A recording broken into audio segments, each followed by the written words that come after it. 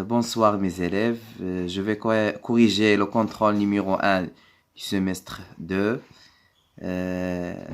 Exercice numéro 1, réponds par vrai ou faux. Donc la distillation permet de séparer les constituants d'un mélange hétérogène, donc c'est faux. Ce qu'on a vu dans le cours, la distillation permet de séparer les constituants d'un mélange homogène, ce n'est pas un mélange hétérogène.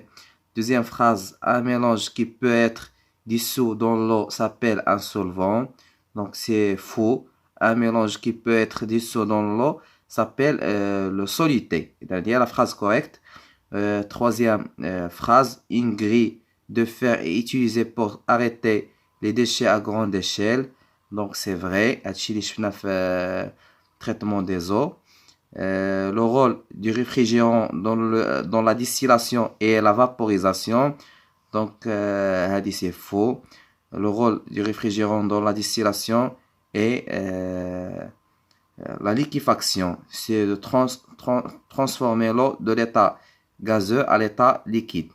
Donc, il y a faux, vrai, faux, faux, vrai, faux.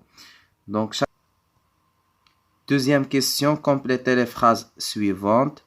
Donc, lors de la dissolution du sucre dans l'eau, on obtient une solution,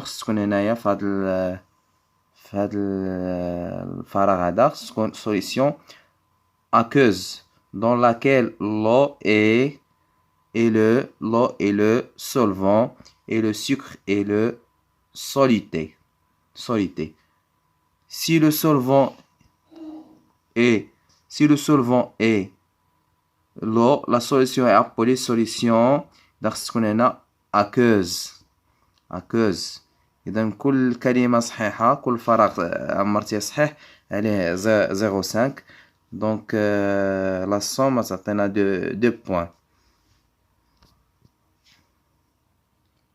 Question numéro 3. Donnez la définition d'un mélange homogène, mélange hétérogène. Donc, un mélange homogène est un mélange qu'on ne peut pas distinguer ses constituants à l'œil nu.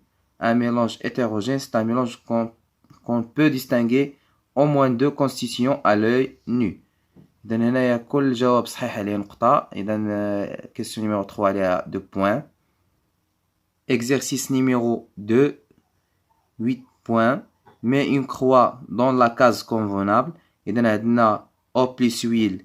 إذا mélange homogène, mélange hétérogène, liquide miscible, liquide non miscible.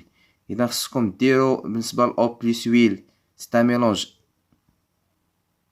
بالنسبة ل eau plus huile, c'est un mélange hétérogène. و l'eau et l'huile sont 2 liquides non miscibles. إذا خصك croix تكون hétérogène و liquide non miscible. L'eau et pétrole, mélange hétérogène, aussi liquide non miscible. بالنسبة ل eau et alcool, mélange homogène, liquide miscible. إذا pour chaque liquide, on va faire 2 croix. Eau plus lait, mélange homogène, liquide miscible.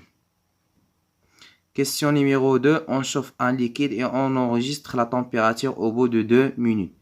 إذا عندكم le temps, la température en degrés Celsius, temps en minutes, état physique. إذا avant le chauffage, la température est 20 degrés Celsius. Après 2 minutes 45, après 4 minutes 60, après 6 minutes 75, après 8 minutes 88, après 10 minutes 96, après 12 minutes 100, 14 minutes 100, 16 minutes 100.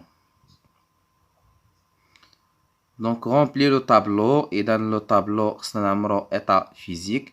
إذا خصكم بعدا تعرفوا كيفاش تقسموا هاد l'état physique. Donc خصكم تقسموا هاد l'état physique comme ça. إذا هنا فين عندنا 100 ديروا واحد الخط بحال هكا يعني vertical. إذا هنا تكون عندنا état liquide car la température augmente. هنا la température reste stable, donc on a le changement d'état physique. Donc ici l'état liquide et gazeux. Parce qu'on a état liquide et gazeux, on a état liquide.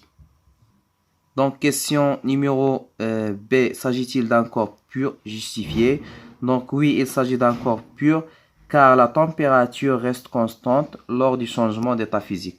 Le changement d'état physique, la température stabilise à 100, 100, 100. Donc, il y a un changement d'état physique. Question numéro C, donner la valeur de la température d'ébullition de ce liquide. Donc, la température d'ébullition de ce liquide est 100 degrés Celsius. Il y a la vaporisation, c'est 100 degrés Celsius. Question numéro D, identifier le liquide. Donc, le liquide est l'eau pure car on sait que la température d'ébullition d'eau pure est 100 degrés Celsius. 3. Pour séparer les constituants d'un mélange homogène, on a besoin du schéma à droite. À quel numéro correspond les légendes? Les légendes suivantes.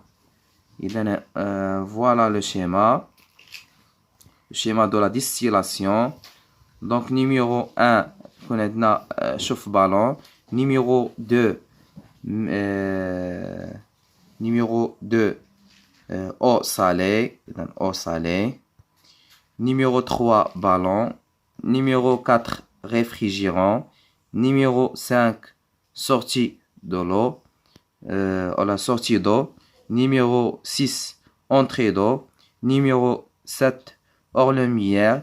Numéro 8, distillat. Je répète. Numéro 1, chauffe-ballon. Numéro 2, eau salée. Numéro 3, ballon. Numéro 4, réfrigérant. Numéro 5, sortie d'eau. Numéro 6, entrée d'eau. Numéro 7, hors-lumière. Numéro 8, distillat.